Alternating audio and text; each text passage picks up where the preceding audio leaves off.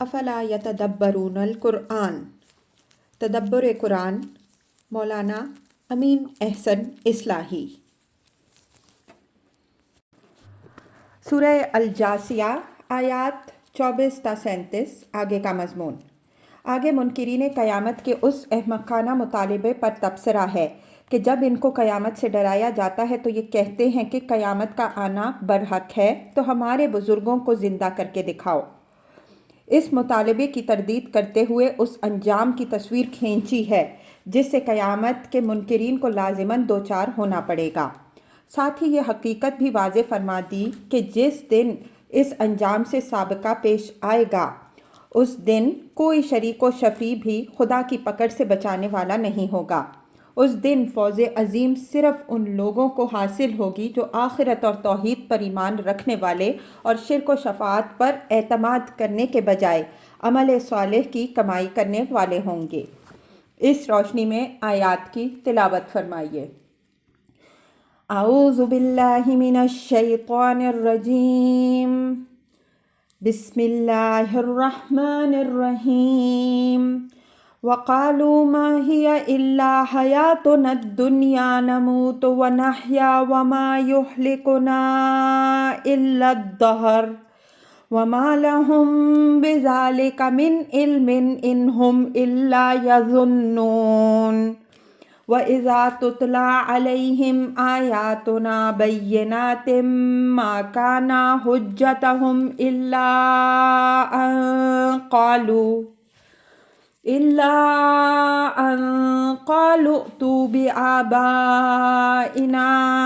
إن كنتم صادقين قل الله يحييكم ثم يميتكم ثم يجمعكم إلى يوم القيامة لا ريب فيه ولكن أكثر الناس لا يعلمون وَلِلَّهِ مُلْكُ السَّمَاوَاتِ وَالْأَرْضِ وَيَوْمَ تَقُومُ السَّاعَةُ يَوْمَئِذٍ يَخْسَرُ الْمُبْطِلُونَ وَتَرَى كُلَّ أُمَّةٍ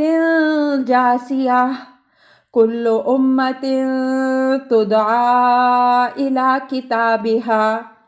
الْيَوْمَ تُجْزَوْنَ مَا كُنتُمْ تَعْمَلُونَ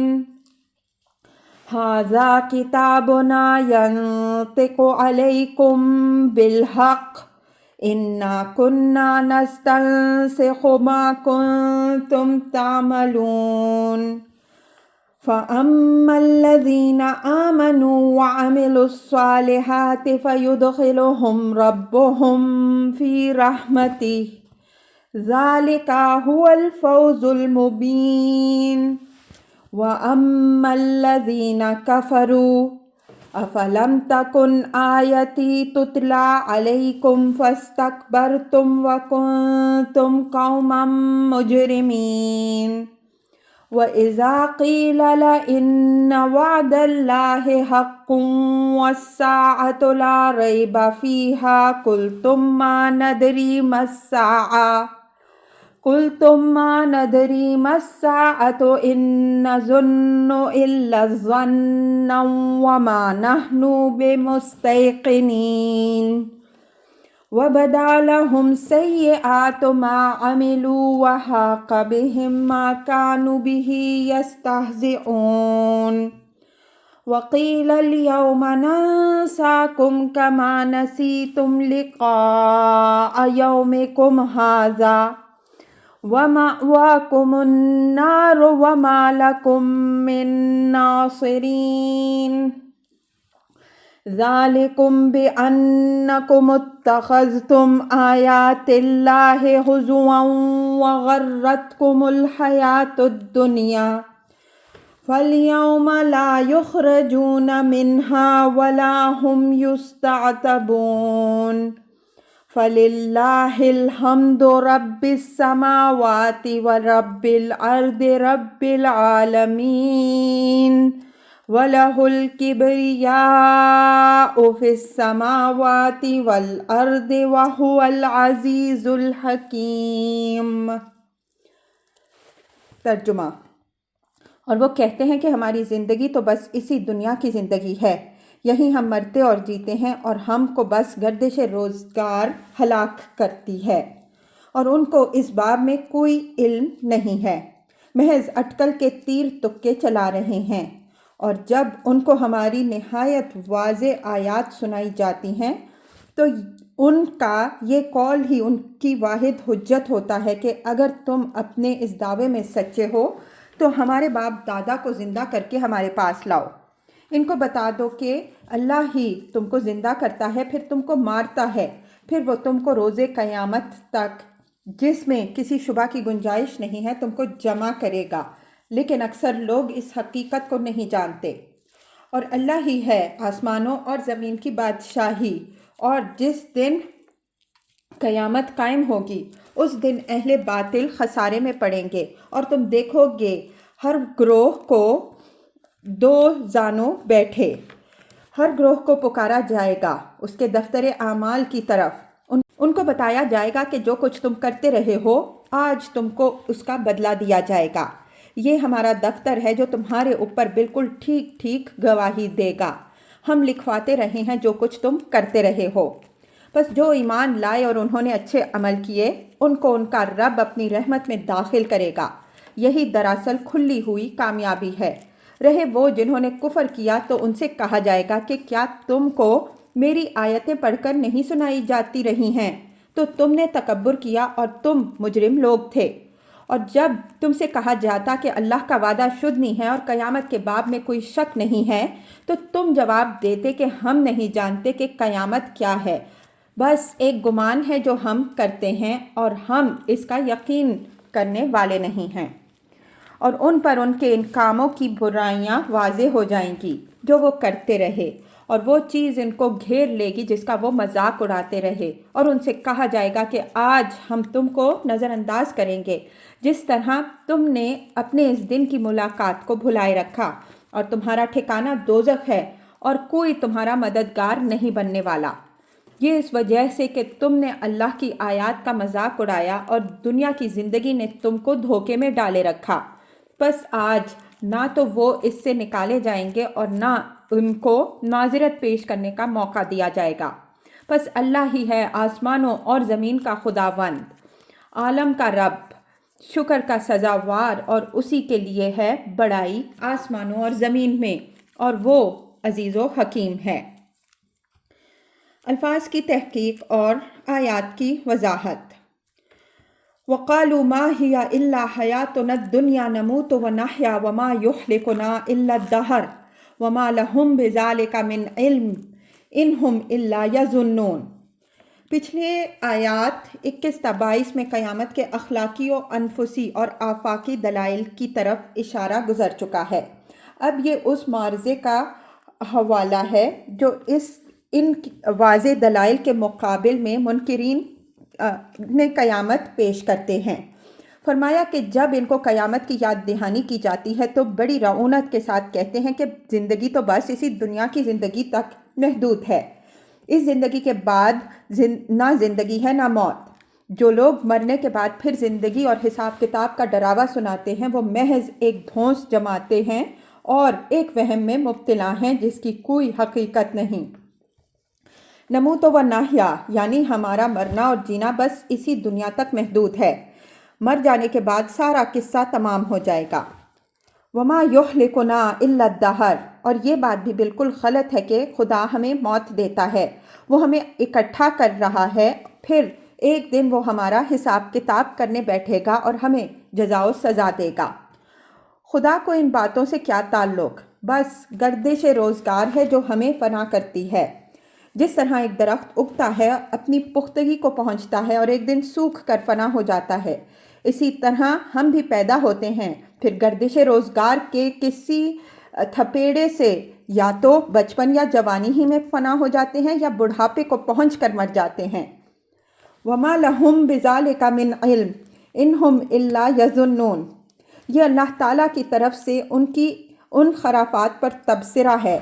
کہ یہ جو کچھ کہا جا رہا ہے اس کی بنیاد کسی علم پر نہیں ہے بلکہ محض اٹکل کے تیر تکے چلائے جا رہے ہیں۔ ان کا جی قیامت کو ماننے کو نہیں چاہتا، یہ چیز ان کی آزادی کو مقید اور ان کے عیش کو منغص کرتی ہے۔ اس وجہ سے بالکل بے سوچے سمجھے یہ لاابالیانہ باتیں کرتے اور ایک ایسی حقیقت کا انکار کر رہے ہیں جس کی شہادت انسان کی فطرت کے اندر ہے، جس کی گواہی اس کائنات کا پورا نظام دے رہا ہے، جو اس جہان کے خالق کی قدرت، حکمت، رحمت، ربوبیت اور اس کے عدل کا لازمی تقاضا ہے۔ اگر وہ ظہور میں نہ آئے تو یہ دنیا ایک بازیچہ اطفال اور ایک کھلنڈرے کا کھیل بن کر رہ جاتی ہے۔ اس آیت سے بعض لوگوں نے یہ نتیجہ نکالا ہے کہ عرب میں دہریوں کا بھی ایک گروہ تھا جو خدا اور قیامت وغیرہ کا قطعی منکر تھا۔ میرے نزدیک یہ خیال صحیح نہیں ہے۔ اشخاص و افراد کی بات اور ہے، لیکن بحیثیت ایک گروہ کے اس دور میں کوئی گروہ ایسا موجود نہیں تھا جو خدا اور آخرت کا صریح الفاظ میں منکر یا نرا مادہ پرست ہو۔ اہل عرب منکر نہیں بلکہ مشرک تھے، اور اس شرک کے ذریعے سے انہوں نے خدا کو دنیا کے نظام میں ایک عضو معطل بنا رکھا تھا۔ آخرت اور حیات بعد الممات کے معاملے میں بھی وہ قطعی انکار کے نتیجے تک نہیں پہنچے تھے، بلکہ تذبذب کے درجے پر تھے۔ ان کا یہ خیال تھا کہ مرنے کے بعد از سر نو اٹھنا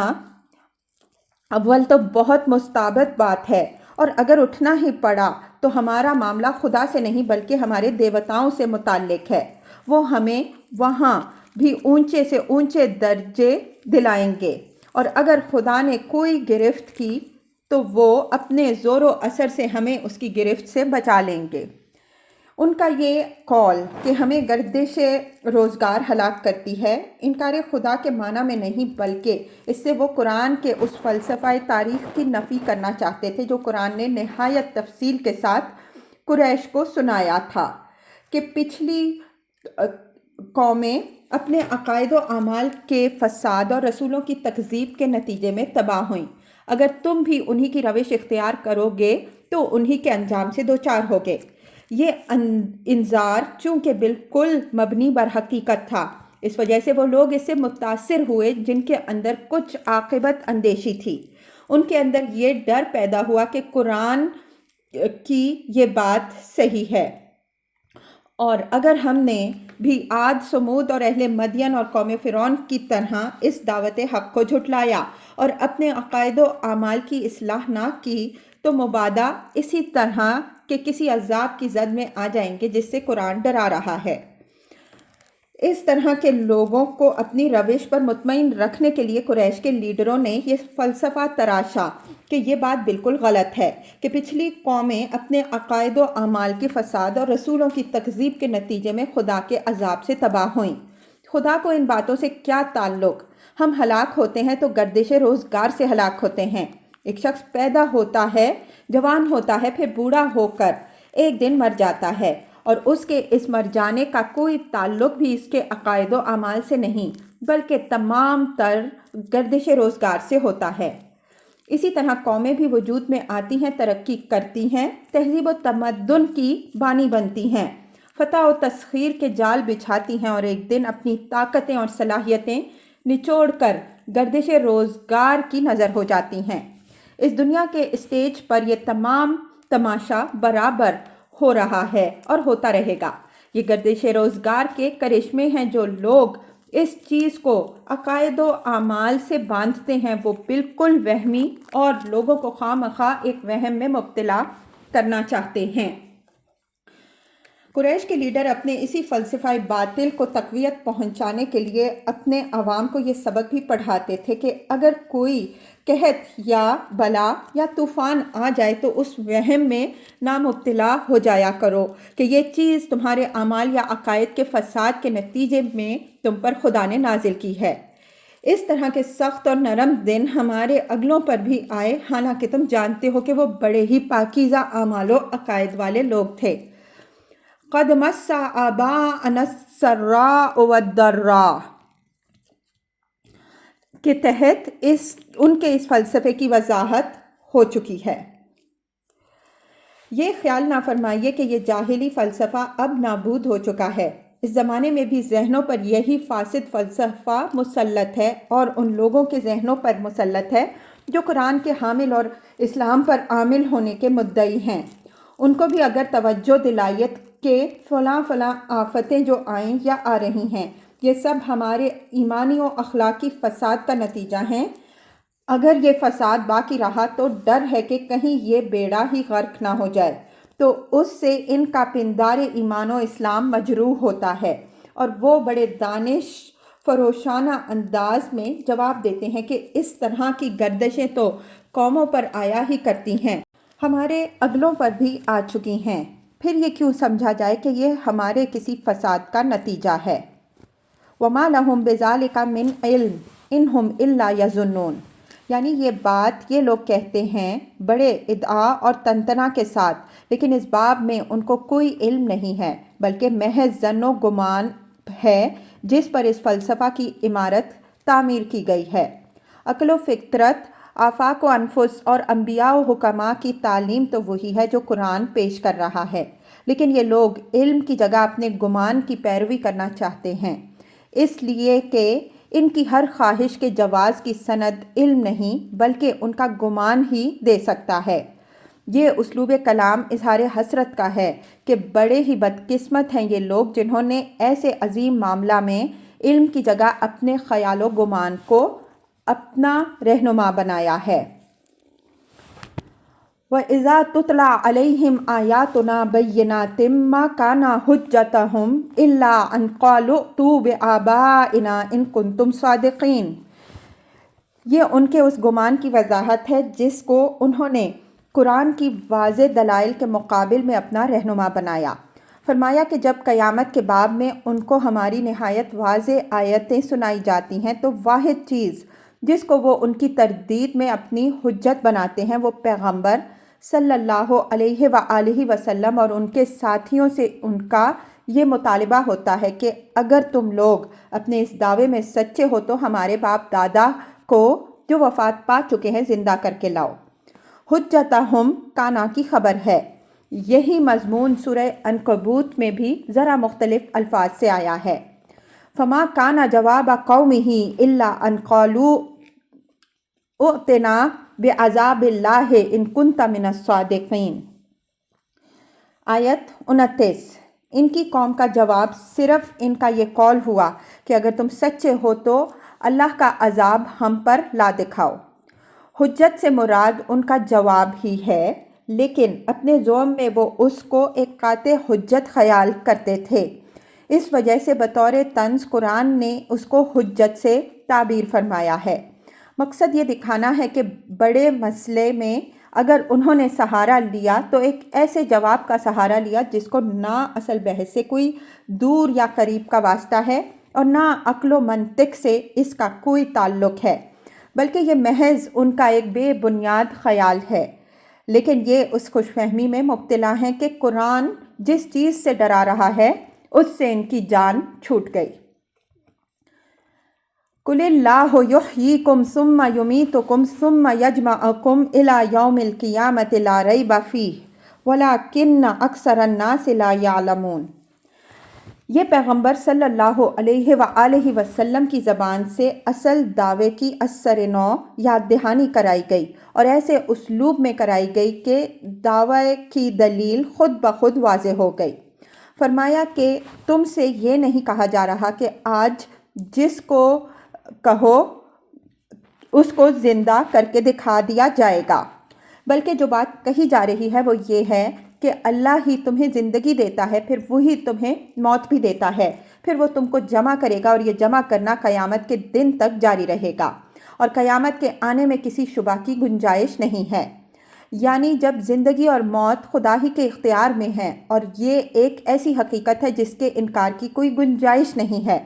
تو یہ سوال تو خارج از بحث ہوا کہ مرنے کے بعد اللہ تعالیٰ لوگوں کو زندہ کر سکتا ہے یا نہیں۔ آخر جس نے زندہ کیا ہے وہ دوبارہ زندہ کیوں نہیں کر سکتا، اور جب اپنے پیدا کیے ہوئے کو موت بھی اس نے دی ہے، کسی اور نے نہیں دی، تو اگر وہ اس کو دوبارہ پیدا کرنا چاہے تو اس کے اس ارادے میں کس کی طاقت ہے کہ مزاحم ہو سکے؟ مزاحمت تو جب ہو سکتی ہے کہ زندگی پر کسی کا اختیار ہوتا اور موت پر کسی اور کا، لیکن ناقابل تردید دلائل سے یہ بات ثابت ہے کہ اس قسم کی صنوعیت سے یہ کارخانہ کائنات بالکل پاک ہے۔ یہ اپنے وجود سے شاہد ہے کہ اس کے اوپر ایک ہی ارادہ کار فرما ہے۔ ثم یجمعکم الی یوم القیامہ، یہ زندگی اور موت کے لازمی تقاضا کا بیان ہے کہ اس کے بعد اگر حساب کتاب اور جزا و سزا کا کوئی دن آئے تو یہ سارا کارخانہ بالکل عبث اور بے مقصد ہو کے رہ جاتا ہے۔ اس وجہ سے ضروری ہے کہ اللہ تعالیٰ ایک دن سب کو جمع کرے، اور یہ جمع کرنا اس قیامت کے دن تک جاری رہے گا، جس کا آنا اس زندگی اور موت کے بامقصد ہونے کے لیے ناگزیر اور جس کے آنے میں کسی پہلو سے کسی شک کی گنجائش نہیں ہے۔ یجمعکم کے بعد الی کا صلہ اتصال اور تسلسل کو ظاہر کر رہا ہے، یعنی یہ جمع کرنا قیامت تک جاری رہے گا، جس سے یہ بات بھی نکلی کہ مرنے والوں میں سے قیامت سے پہلے نہ کوئی اٹھے گا اور نہ کسی کے اٹھائے جانے کا قرآن یا پیغمبر صلی اللہ علیہ وآلہ وسلم کی طرف سے دعویٰ کیا گیا ہے۔ اس وجہ سے جو لوگ یہ مطالبہ کر رہے ہیں کہ ان کے باپ دادا کو زندہ کر کے دکھایا جائے، ان کا یہ مطالبہ بے معنی ہے۔ وَلَكِنَّ أَكْثَرَ النَّاسِ لَا يَعْلَمُونَ، یہ منکرین قیامت کے حال پر اظہار حسرت ہے کہ جس چیز سے ان کو آگاہ کیا جا رہا ہے اس میں کسی شک کی گنجائش تو نہیں ہے، لیکن اکثر لوگ نہیں جانتے، یعنی اس بات کو نہیں جانتے کہ اس واضح حقیقت کا انکار کر کے اپنے لیے یہ کس ہولناک انجام کا دروازہ کھول رہے ہیں۔ وَلِلَّهِ مُلْكُ السَّمَاوَاتِ وَالْأَرْضِ وَيَوْمَ تَقُومُ السَّاعَةُ يَوْمَئِذٍ يَخْسَرُ الْمُبْطِلُونَ، یعنی اگر ان لوگوں کا بھروسہ اپنے مزعومہ شرکاء پر ہے کہ قیامت ہوئی تو وہ ان کو بچا لیں گے، تو یہ محض ایک خیال خام ہے۔ آسمانوں اور زمین کی بادشاہی صرف اللہ کی ہے، کسی کی بھی مجال نہیں ہے کہ اس کے فیصلوں پر اثر انداز ہو سکے۔ وہ دن جب آئے گا تو جو لوگ اس قسم کی جھوٹی آرزوؤں میں مبتلا رہے ہیں وہ سب خسارے میں پڑیں گے۔ وَتَرَى كُلَّ أُمَّةٍ جَاثِيَةٍ كُلُّ أُمَّةٍ تُدْعَى إِلَى كِتَابِهَا الْيَوْمَ تُجْزَوْنَ بِمَا كُنْتُمْ تَعْمَلُونَ، اس دن لوگوں کو جس صورتحال سے سابقہ پیش آئے گا یہ اس کی تصویر ہے۔ فرمایا کہ اس دن ہر گروہ اپنا فیصلہ سننے کے لیے دو زانو بیٹھا ہوگا، ہر گروہ اپنے اپنے دفتر اعمال کی طرف پکارا جائے گا اور ان سے کہا جائے گا کہ آج تمہیں بدلے میں وہی ملے گا جو تم دنیا میں کر کے آئے ہو۔ ترا اگرچہ واحد کا صیغہ ہے، لیکن علم ترا کی طرح اس کا خطاب بھی عام ہو سکتا ہے، اور قرینہ دلیل ہے کہ یہاں عام ہی ہے۔ کل امتن یعنی مومن اور کافر، ابرار و فجار اس دن سب اکٹھے ہوں گے، کوئی بھی اس حاضری سے مستثنی نہیں ہوگا۔ جاسیہ جسہ یا جسو سے ہے۔ جس الرجل کی تشریح اہل لغت نے یوں کی ہے کہ جلسہ علی رکبتیہ، آدمی اپنے دو زانوؤں پر بیٹھا۔ غلام، محکوم اور مجرم اپنے آقاؤں اور حاکموں کے حضور میں اپنا فیصلہ سننے کے لیے اس طرح دو زانو بیٹھتے تھے۔ کتاب یہاں دفتر اعمال کا مفہوم میں ہے،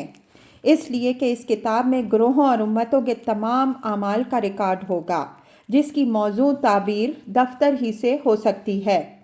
سورہ تففیف یعنی سورہ مطففین کی تفسیر میں انشاءاللہ اس کی وضاحت آئے گی، وہاں ان دفتروں کے نام بھی مذکور ہیں۔